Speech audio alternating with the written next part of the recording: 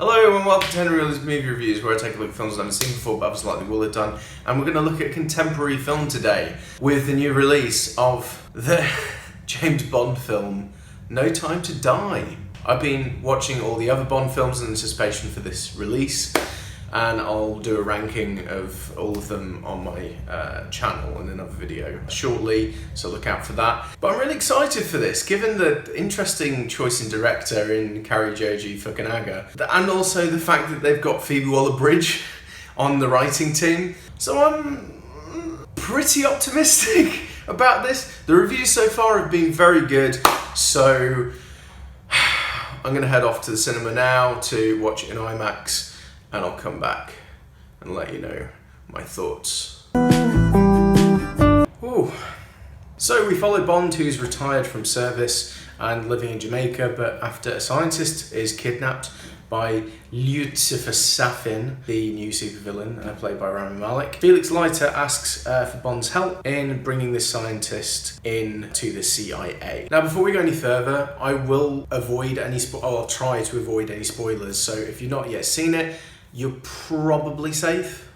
I'm going to do my best. This has been extremely long awaited, and there's been a gap of 6 years between the last film Spectre and now, which is the longest gap in the series history, with the same actor in the role. It really went for a lot of changes. Danny Boyle was originally on to direct, with John Hodge doing the screenplay, a match made in heaven. They've done such great work together, but they both left due to creative differences, apparently over the casting of an actor for the villain who's, no longer in the film, so the whole reason for it is moot at this point. Joji Fukunaga was then hired to direct, who made Beasts of No Nation, and is also the first director from the United States to helm a Bond film, and the first director in the series to have a writing credit to the script, along with the usual suspects of Neil Purvis and Robert Wade, and the new addition of one Phoebe Waller-Bridge. Even in post-production there were big changes, where Dan Roma, who worked with Fukunaga on Beasts of No Nation, was replaced by Hans Zimmer. So, the film. The first thing that really struck me whilst watching No Time to Die was how it felt like a return to the type of film that Skyfall and Casino Royale were trying to make. It felt like a proper film as opposed to just another Bond installment. You know, the way it's shot, it's just gorgeous, and the acting's stellar, especially from Craig, as are his stunts, which, bless him. He's put his body through so much over the past 15 years, and he's still going strong. He may not have portrayed Bond as many times as Maura Connery, unless you count like the Olympics with the Queen, but I don't count that. But he has had the longest possession of that role, beating Moore by 1 year, I think. He's completely redefined the character for the better, bringing in a more realistic depiction of Bond, and out with the quips. The quips are gone. Thank Christ for that. A version that's kind of grounded in reality a bit more was really first explored by Timothy Dalton, who, sadly only played Bond for 2 films, but his presence is certainly felt, and his influence on Craig's Bond. Dalton walked so Craig could run. Bond had become a bit of a self-parody before Craig took over, with all the gimmicks and, the quips. The rampant sexism and innuendo and so tiresome. Bond, what do you think you're doing? Keeping the British hand up, sir. And also Bond became like this superhero who just was invincible, like nothing could hurt him whatsoever, and it just became a joke. But Craig really brought on a vulnerability, and you really feel the blows that he takes whenever he gets walloped. Like, you're thinking, Jesus, that must fucking hurt. Obviously the Bourne series has had a big impact on how Bond would look from that point on, and the series is indebted to those films. But Craig gives probably his best performance as Bond in this film, and it's a really perfect send-off for what was really the only self-contained Bond storyline where, each film was connected. Obviously, in the past, you had, like, the connection with Blofeld gradually being introduced in the Sean Connery ones, and then you had Jaws in Spy Love Me and Moonraker. But, you get what I mean. That hasn't really been seen before in the series. I think after this legacy, he'll be fondly remembered as the greatest actor to play Bond, unless they can attract someone superior in future, which is certainly possible. However, Craig's Bond, it will be seen as this watershed moment and a real changing of the guard from essentially this sexist cartoon character to this well-rounded and flawed human being who, you know, is just doing their job. I also think Léa Seydoux is great in this. Her story arc is rather interesting. I won't give anything away. There is a lot going on there, which I really enjoyed. Also, Lashana Lynch as the new 007 who takes Bond's code name after his retirement, which leads to some very amusing exchanges between the two of them about the importance of the code. I loved all that stuff. Also, it's not really a spoiler, but Hugh Dennis has a cameo at the beginning of this. That was a nice surprise. And also Ralph Fiennes is excellent as well, along with Ben Whishaw, whose character, I believe, is revealed to be gay in the film. Maybe I misunderstood that, but Eve Moneypenny and Bond go to his house and he's cooking a meal for a date, who I swore he said was a man. I may have misread that situation, but if not, that was a nice touch from the writers. As for Safin, the new supervillain, it was nice to be reintroduced to a proper lair on a private island. As much as I have my qualms with the previous films, I did like that aspect of the ones which came before, and I think Malik does a reasonable job, but I feel his character is maybe a little underwritten, and he only serves to propel the story, and also the reasoning behind his actions I felt weren't sufficiently explained, as I felt that should have maybe been developed a bit more.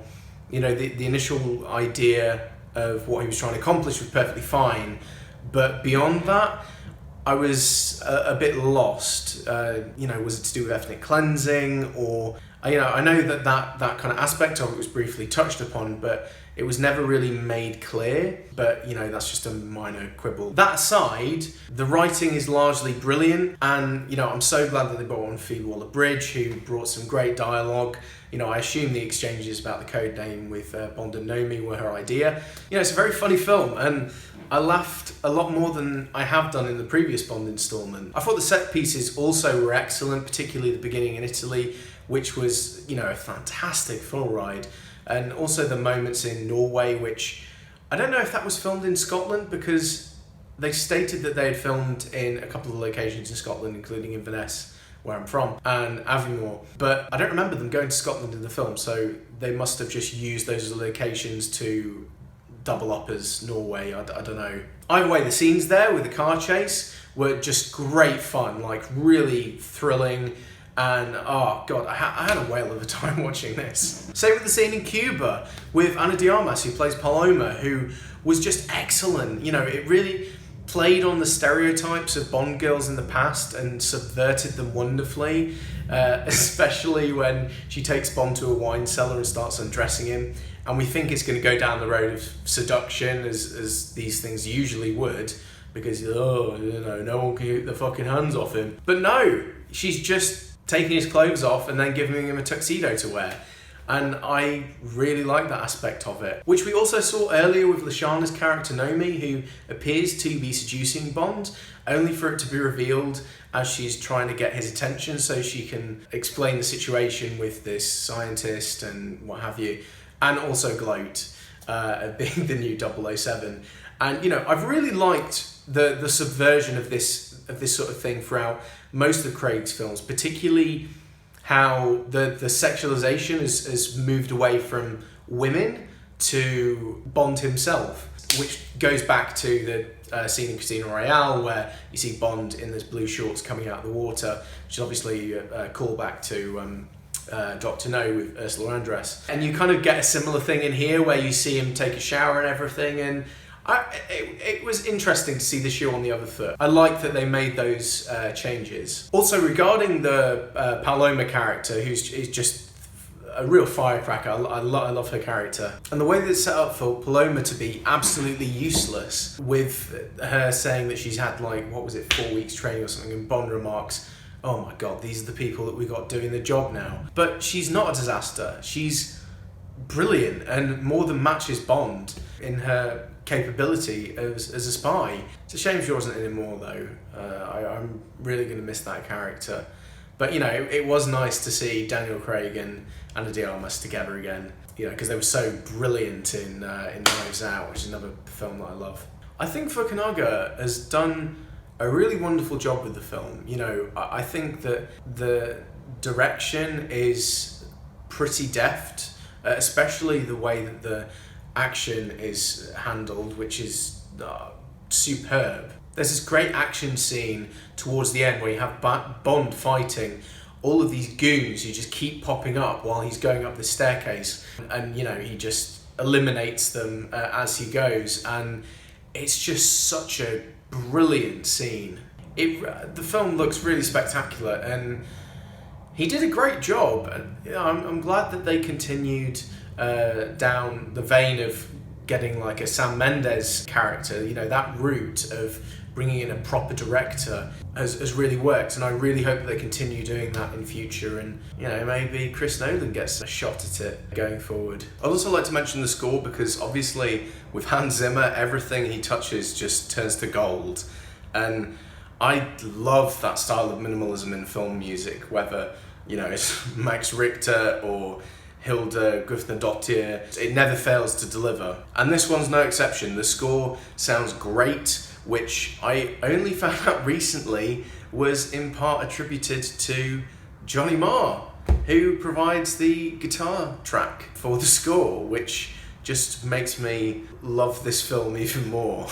The swells in that last piece that closes the final act, that just brings it all to this explosive crescendo. It was just so overwhelming, and I don't think that a traditional style of Bond composer could have really done it justice, like, you know, David Arnold, for example. I'm not really sure that he would have been able to capture that sort of mood. And also the theme from Billie Eilish is brilliant also, and I'm glad that she got an opportunity to do the theme and turned in one of the best of the series. It really didn't let me down. Also, the title sequence is one of the best title sequences that I can remember in a Bond film. No naked women silhouettes, so yeah, you know, it's better than most of them. She did not let me down, and you know, her and her brother Phineas, they're just such a great duo, and I really hope they continue to make great music together. Also, speaking of music, there are some nods here and there to On Her Majesty's Secret Service, which is my favourite Bond film of the 20th century, where they do utter the lines, "We have all the time in the world." And also Louis Armstrong's song from that film does play at the end credits of this one, and you know, it's just a perfect way for it to end. I'm gonna give this 9 out of 10. This was such a brilliant way for Craig to go out as Bond, and I've never cried at a Bond film before, and that's something I never thought I'd say, but the whole theatre was just blubbering, and it really felt like a proper event will be looked back on in many years' time. I think all of them have delivered one of the greatest films in the franchise, which currently would sit third maybe, but you know, perhaps after multiple viewings it might climb up the list. I'm very pleased with it, and I'm looking forward to seeing where Barbara takes the franchise from this point, as you know, these are big shoes to fill, and whomever is going to take on that mantle in future, that's a hefty weight on the shoulder. Well, those are my thoughts on No Time to Die, and I did try my best to avoid spoilers. Hopefully I have done that. If you've seen the film, let me know what you thought of it in the comments, and I'll see you all soon. Bye.